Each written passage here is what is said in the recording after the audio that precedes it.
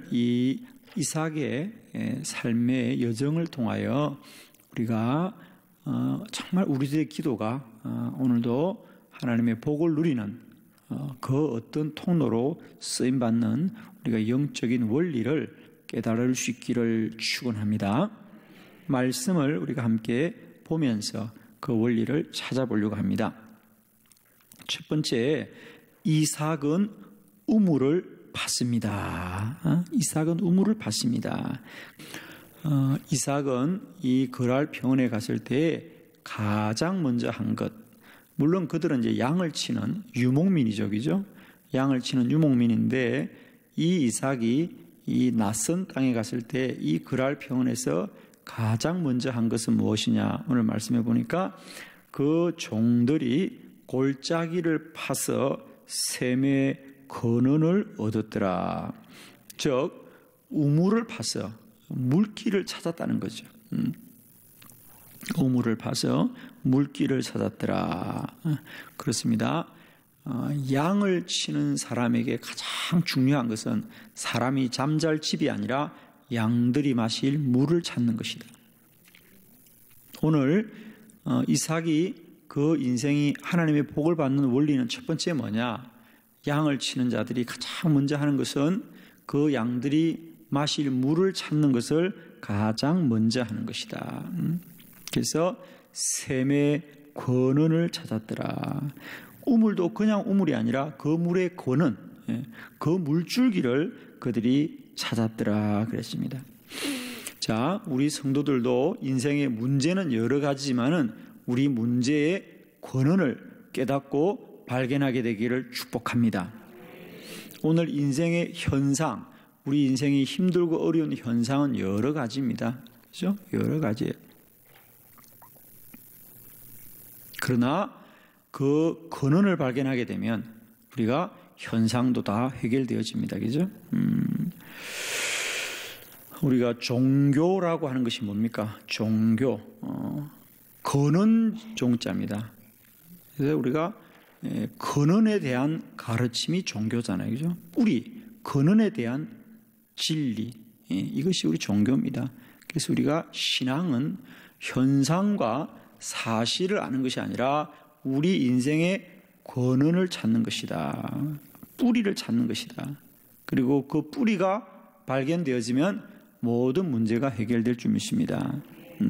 그러면 여러분, 우리가 하나님을 믿는 우리 성도들에게 우리 인생의 근원, 뿌리, 가장 근원적인 문제는 뭐죠? 그렇습니다. 그건 창세기 3장이죠. 창세기 3장입니다.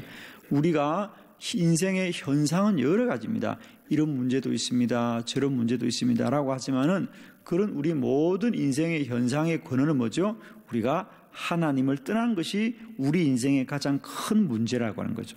하나님을 떠난 것이. 그러면 우리 인생의 모든 문제가 해결되는 길은 뭐겠습니까? 하나님께로 돌아가면 됩니다. 하나님께로 돌아가는 길은 뭡니까? 예수 그리스도십니다.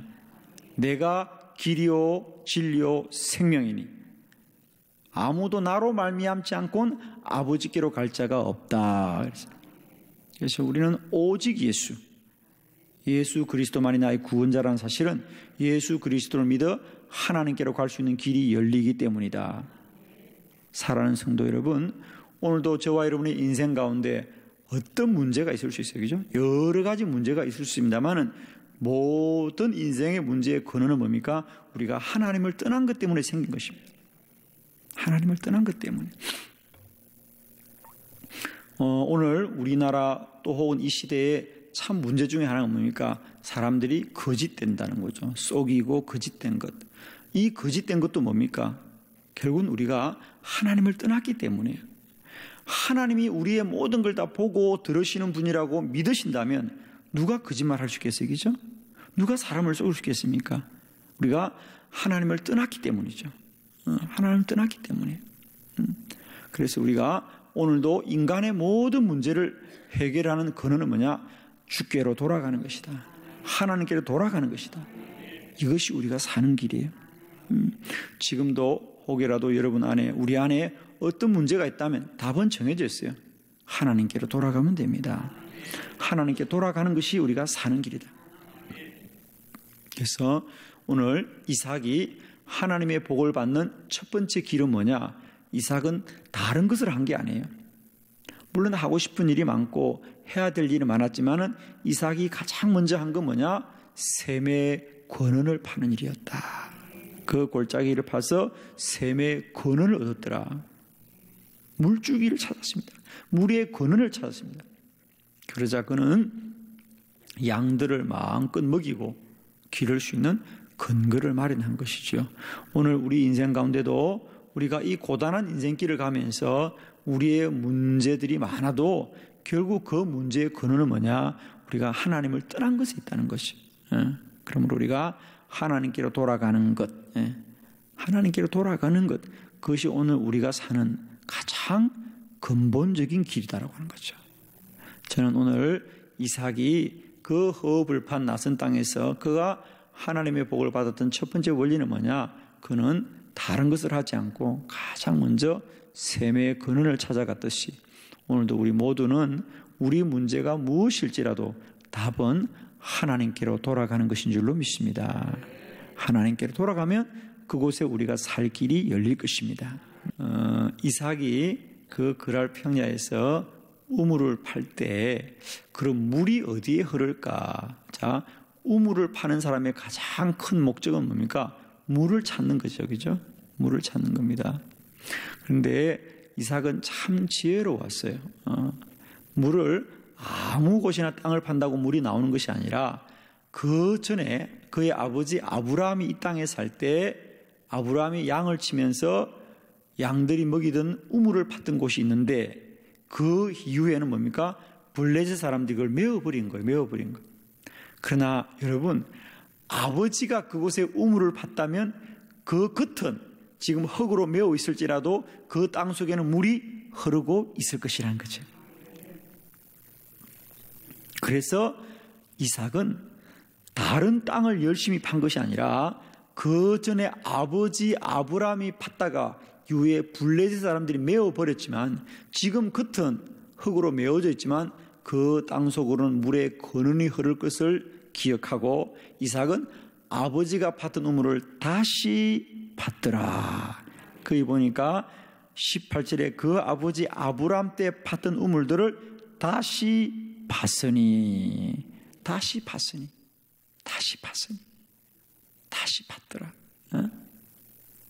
새로운 땅을 파는 것이 아니라 아버지가 팠던 땅을 파자 거기에 물이 나옵니다. 할렐루야. 이곳에 오늘도 우리 인생에 답이 있을 줄을 믿습니다. 여러분, 우리는 종종 우리가 사는 길을 우리가 어떤 길을 찾고 발견해야 될 것이다? 아닙니다. 우리는 낯선 길, 새로운 길, 모르는 길을 찾아야 되는 것이 아니라 이미 말씀 속에 예수 그리스도 안에 우리의 길이 있는 줄로 믿습니다. 여러분. 돌아가면 됩니다. 여러분. 다시 파면 됩니다. 우리는 언제나 돌아가야 돼요. 하나님께로 돌아가야 돼요. 말씀으로 돌아가야 돼요. 새로운 길을 파야 되는 것이 아니라 우리 선조들이 갔던 길을 다시 돌아가야 된다는 거죠. 다시 받더라. 우리가 흔히 부흥을 리바이브라고 합니다. 부흥, 리바이벌. 그건 새로워지는 것이 아니라 다시 돌아가는 것이 부흥인 줄 믿습니다, 여러분. 리바이벌, 다시 사는 것이다. 우리가 다시 돌아가는 삶이다. 오늘 참 우리가 많이 혼돈하는 건 그런 거예요. 교회도 그렇고 신앙도 그렇고 뭔가 새로운 길이 없을까? 뭔가 새로운 길이 없을까? 뭔가 특별한 것이 없을까? 누가 해보지 않은 길이 없을까를 우리가 자꾸 찾아요, 교회들이. 그러나 사랑하는 성도 여러분, 오늘도 이 땅의 교회 부흥은 우리가 새로운 길, 낯선 길을 가야 되는 것이 아니라 원래 교회가 갔던 길로 돌아가면 우리가 살 것이에요. 돌아가면 돼요. 오늘 아브라함이 이삭이 아브라함의 우물을 다시 팠듯이 말입니다. 다시 파면 그곳에 물은 여전히 흐르고 있을 것이에요. 오늘 이 땅의 교회들이 어려움을 겪고 있는데 그래서 많은 교회들이 새로운 길이 없을까? 새로운 시대는 뭔가 새로운 패러다임이 필요할 것 같고, 새로운 시대는 뭔가 새로운 프로그램이 필요할 것 같고, 새로운 시대는 뭔가 새로운 시스템이 필요할 것 같은데, 사실 교회가 사는 길은 다시 사도행전으로 돌아가는 것입니다. 다시 초대교회로 돌아가는 것이고, 원래 교회로 돌아가면 됩니다. 교회 첫 시간 예루살렘, 사도행전 중에서도 교회 중의 교회는 뭡니까? 예루살렘 교회입니다. 예루살렘 교회의 신앙의 고백은 뭡니까? 사도행전 6장 4절에 우리는 오직 기도하는 일과 말씀을 섬기는 일에 힘쓰겠다는 거예요. 오직 기도와 말씀에 전무하리라. 오늘 이 땅의 교회가 사는 길은 다시 이 사도행전 6장 4절로 돌아가는 것이에요.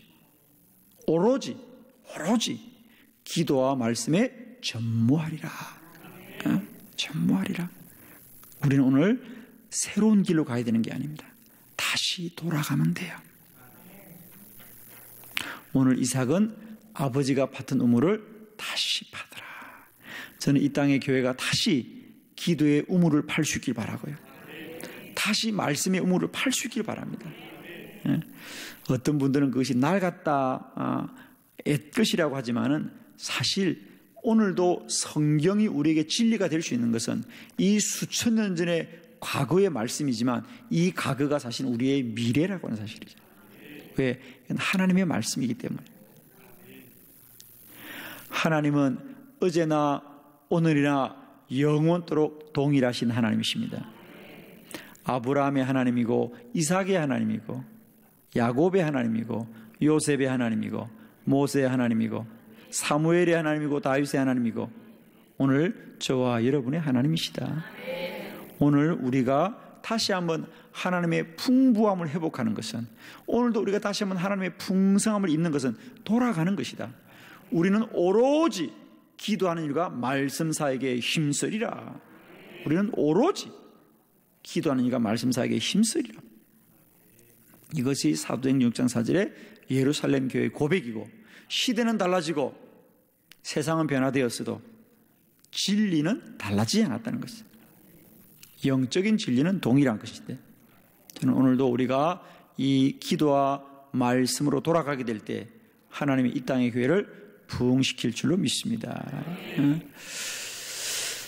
제가 사사기의 말씀을 보면서 어느 날 참 큰 은혜를 받았는데요. 우리가 사사기의 사사 중에 사사라고 한다면 사사 삼손을 들을 수 있을 것입니다. 삼손은 얼마나 힘이 센 사람이었습니까? 그죠? 그래서 수많은 블레셋 사람들을, 그죠? 나귀 특배 하나를 가지고 많은 블레셋 군대를 물리칠 만큼 그렇게 아주 힘이 대단한 그런 장수였습니다.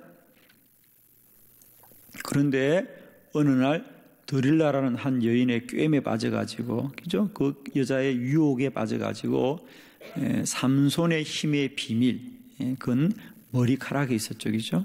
그래서 그가 여러 번 그 유혹을 이기지만 끝내 그 여인의 유혹에 넘어가서 그의 힘의 비밀, 내 힘은 머리카락에 있습니다. 그러자 그 여인이 블레셋 사람들에게 그 비밀을 말해 주어서 삼손이 잠들었을 때 그의 머리를 다 잘라버립니다.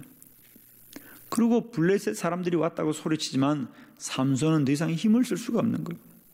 그래서 그는 블레셋 군들에게 끌려가서 그 장수가 팔과 다리를 쇠사슬에 묶여지고 두 눈은 뽑혀지고, 그가 나라를 지키기 위해서 하나님이 싸우라고 줬던 그 힘을 가지고 블레셋 군대의 연자맷돌을 돌리는 짐승 같은 인생을 사는 겁니다.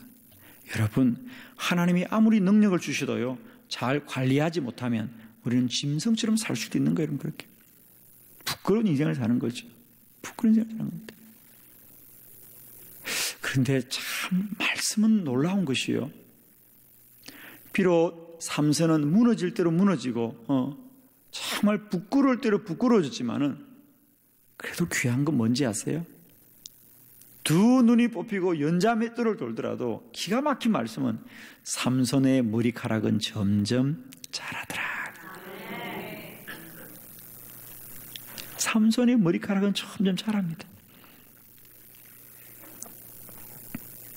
그래서 삼손의 머리카락이 많이 자란 어느 날 삼손이 다시 한번 하나님께 기도합니다. 하나님, 잘못했어요. 마지막으로 한 번만 저희 기도를 들어주세요. 주님, 이 블레셋의 원수를 물리치게 한 번만 나의 기도를 들어주세요. 그리고 그가 삼손이 블레셋의 신전을 양 기둥을 붙들고 하나님께 간절히 기도하세요. 하나님이 삼손의 자란 머리카락을 통하여 다시 한번 능력이 임하였어요. 그 신전의 기둥이 무너지면서 수많은 사람이 죽었는데 성경은 뭐라고 기록합니까? 삼손이 마지막 기도를 통하여 무너뜨린 블레셋 군대가 삼손이 살아있을 때 죽인 자들보다 더 많더라 그랬어요. 여기에 어떤 은혜가 있죠? 그렇습니다. 삼손이 아무리 유혹에 빠지고 불의하여서 머리카락이 잘려졌더라도 그 머리카락이 다시 자라기만 하면 하나님은 그에게 다시 한번 능력을 부어주신다는 거예요. 이게 복음이에요, 여러분. 이게 복음입니다. 저는 이 땅의 교회가 그동안 우리가 아무리 정말 저는 가끔 그 생각해요. 가끔 우리가 어쩌면 영광되게 창조되었고 영광되게 부름받았고 참으로 영광된 권세를 주셨음에도 불구하고 때때로 우리는 눈 뽑히고 쇠사슬에 묶인 연자 맷돌을 돌리는 삼손처럼 참 부끄럽을 때가 너무 많아요. 하나님 이거 하라고 우리 불러준 거 아닌데, 하나님 이거 하라고 우리 구원해 준 거 아닌데, 하나님 이거 하라고 우리 세워준 거 아닌데 우리가 하는 일은 참 부끄러울 때가 너무 많아요. 여러분은 이런 말해도 눈 하나 깜짝하는 거 보면 참 거룩한 분들이에요. 제가 이런 말하면 여러분은 전혀 나와 상관없는 말이야 라고 하십니다. 저도 동의합니다. 워낙에 기도와 말씀에 전무하시는 거룩하신 분들이라 그 말은 나와 전혀 상관이 없어요, 목사님. 그런데 저는 이런 말 할 때마다 가슴이 아파요, 여러분. 제가 목사님들이 모인 자리에서 이런 강의를 하면요, 목사님이 울으셔요. 가슴을 찢고 울어요. 때때로 주의 교회를 섬기라고 주신 거룩한 직분이 세상 앞에 참 부끄러울 때가 얼마나 많아요. 주님이 이 땅을 구원하라고 세운 주의 교회가 세상에 조롱받을 때가 얼마나 있어요, 여러분. 너무 미안하죠, 여러분. 너무 미안하고 죄송하고. 그러나 다시 그 죄송함과 부끄러움으로 끝나지 않는 길이 어디 있느냐? 삼손의 머리카락이 자라듯이 저는 다시 이 땅에 교회의 기도가 자라고 말씀이 자라고 거룩함이 자라고 성결함이 자라게 될 때 다시 한번 교회는 능력을 입을 것이다. 저는 이 종이 바라는 소원은 바로 거기 있습니다. 주님, 삼손이 아무리 부끄럽더라도 그의 머리카락은 자란다. 그의 머리카락은 자란다. 오늘 이 땅에 이거 아무리 부끄럽더라도 이 땅에 교회 기도가 자라고 말씀이 자라면 이 땅에는 다시 한번 영광스럽게 쓰임 받을 것이다. 오늘 이삭이 다시 아브라함이 받은 우물을 다시 받듯이 오늘 우리에게 다시 한번